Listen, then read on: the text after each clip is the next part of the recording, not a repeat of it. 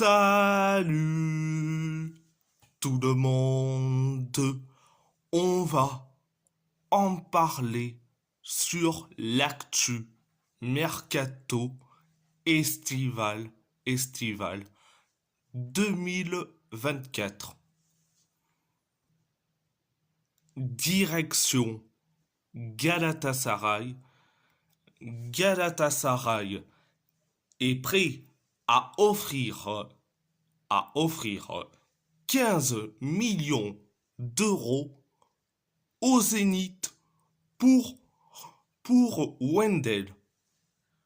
Le club russe a réduit sa demande jusqu'à 24 millions d'euros selon Transfer News.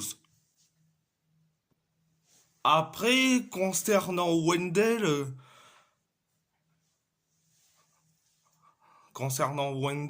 certes, c'est un excellent joueur, mais que le club russe a réduit sa demande jusqu'à 24 millions d'euros, ça signifie qu'il y a quelque chose là-dedans. Galatasaray est prêt à offrir 15 millions d'euros. 15 millions d'euros. Le club russe, c'est 24 millions d'euros.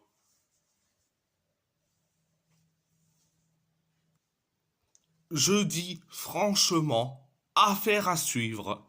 C'est la première information. Deuxième information, Galatasaray a renoncé au transfert, de Geler selon Ertan Suzugun. C'est bien beau de renoncer à Elias Geler, mais c'est pour recruter qui au poste de latéral droit? C'est bien beau. Donc, c'était la deuxième information, la deuxième info. Troisième information, accord de principe trouvé entre Galatasaray et le Stade Rennais pour Guela Doué. Rennes recevra 6 millions d'euros plus 2 millions d'euros bonus. Doué signera un contrat de 5 ans avec Galatasaray selon Salim Manav. Concernant Guéa Doué, je dis franchement, il y a cet accord de principe, et en plus, Guéa Doué, c'est le frère de Désiré Doué, donc Guéa Doué, je dis franchement, affaire à suivre personnellement. Direction, l'AS Roma. Mathieu Ryan a signé librement jusqu'en 2025 avec l'AS Roma. Je suis très content. Voilà un deuxième gardien pour faire de la concurrence à Maïs Villar. Donc, je suis très content. Donc, c'était la première information. Deuxième information, le dossier Hummels ne semble plus avancer depuis une dizaine de jours.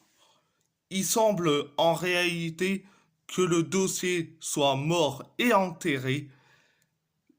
La Roma aurait interrompu les négociations en raison des prétentions économiques jugées excessives du joueur et de son agent selon Calcio Mercato.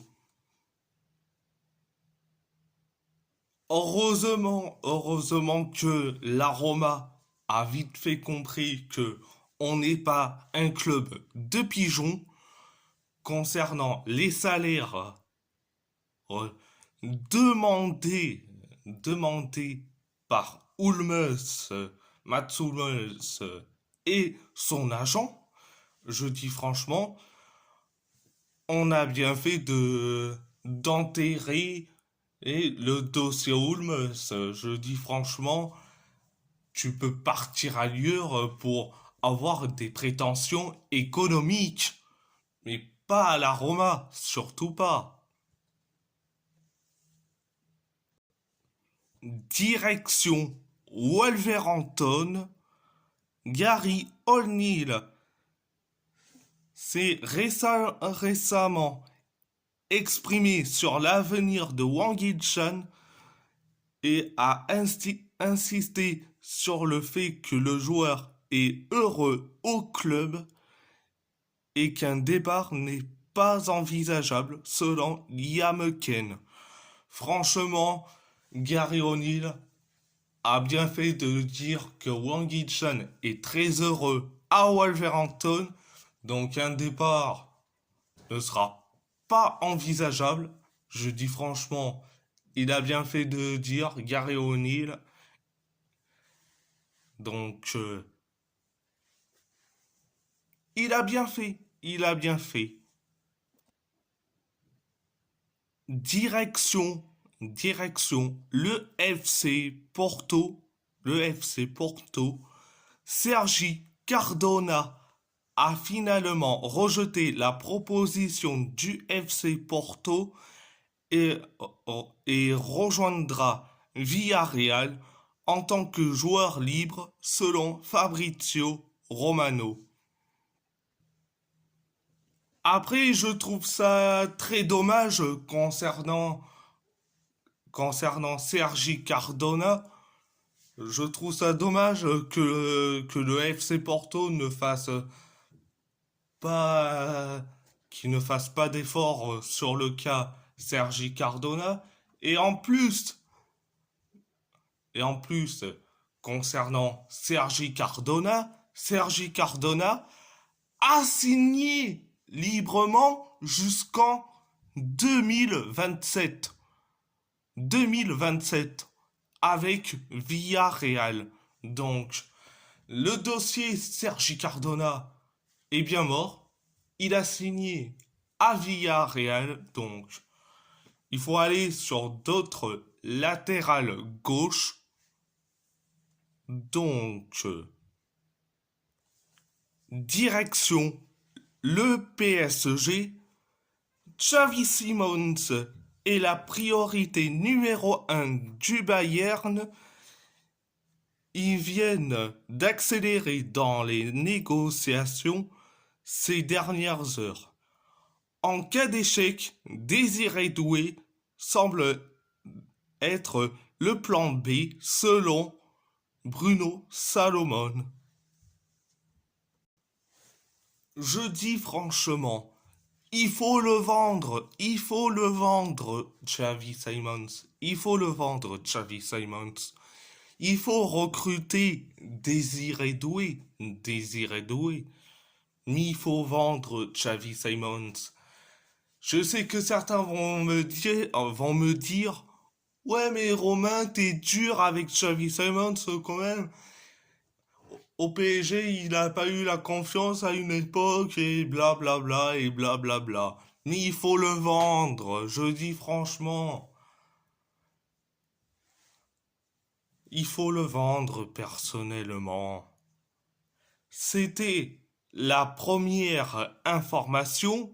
Deuxième information, le PSG souhaite recruter Victor Osimhen et travaille pour lui faire de la place en attaque. Le joueur veut jouer à Paris reste à convaincre le président de Naples qui, contrairement à la saison passée, espère se séparer du Nigérian et de son salaire selon Fabrice Hawkins. Je dis franchement, Victor Osimhen au PSG, personnellement, même si j'aime bien son profil, mais allez, pourquoi pas, personnellement? Pourquoi pas, personnellement? Mais je préfère que le PSG recrute un serial buteur comme Victor Gyökeres, par exemple. Mais bon, on n'est pas Luis Campos, on n'est pas Nasser Al-Khelaifi, on n'est pas Luis Enrique. Mais bon, c'était la deuxième information. Troisième information, Renato Sanchez, c'est bien l'objet d'un intérêt de Benfica. Pour l'instant, rien ne dit que les échanges aillent plus loin pour Sanchez. Benfica étant disposé à offrir qu'un prix sans indemnité de transfert selon le Parisien. Je dis franchement, il faut le vendre, Renato Sanchez, il faut le vendre. Il faut pas le prêter, mais il faut le vendre personnellement. Il faut le vendre. C'est vrai. Il faut, il faut le vendre. Pas un prix. Parce que Renato Sanchez se blesse beaucoup. Renato Sanchez, c'est le Johan, Johan Gourcuff version portugais. Donc il faut le vendre. Personnellement. Personnellement. C'était la troisième information. La troisième information. Quatrième information. Joao Neves a déjà dit oui au PSG il y a quelques semaines. Le projet du PSG présenté par Campos a été approuvé. La présence de Luis Enrique est également un facteur clé. Les négociations, les négociations entre le PSG et Benfica sont toujours en cours. Pas encore d'accord selon Fabrizio Romano. Concernant Joao Neves, certes, il y a eu cet accord de, de principe. Il a déjà dit oui au PSG, donc il faut le recruter personnellement, mais recruter pour 70 ou voire 80, mais pas 100, 120 millions d'euros qui est sa clause libératoire. Faut pas recruter 120 millions d'euros. À la limite, 70 ou 80 millions d'euros.